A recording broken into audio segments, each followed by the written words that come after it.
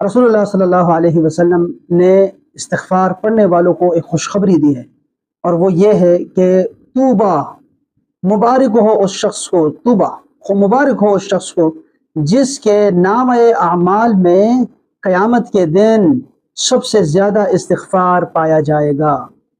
जिसके नाम-ए अमाल में ज़्यादा इस्तिग़फ़ार लिखा जाएगा, ज़्यादा वहाँ उस दिन खोल के देखा जाएगा, उसको मुबारकबाद दी है। हमने वजीफ़ा करना है अस्तग़फ़िरुल्लाह व अतूबु इलैह, अस्तग़फ़िरुल्लाह व अतूबु इलैह, अस्तग़फ़िरुल्लाह व अतूबु इलैह। ये रसूलुल्लाह सल्लल्लाहु अलैहि वसल्लम के वो अल्फाज मुबारक हैं इस्तिग़फ़ार के जो कि मुस्लिम शरीफ में रिवायत है।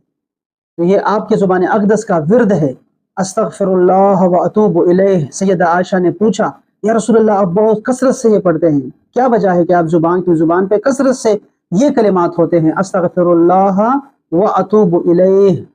तो आपने फरमाया कि मुझे इसका हुक्म दिया गया है, इज़ा जाअ नस्रुल्लाहि वल फ़त्ह। इस सूरत में अल्लाह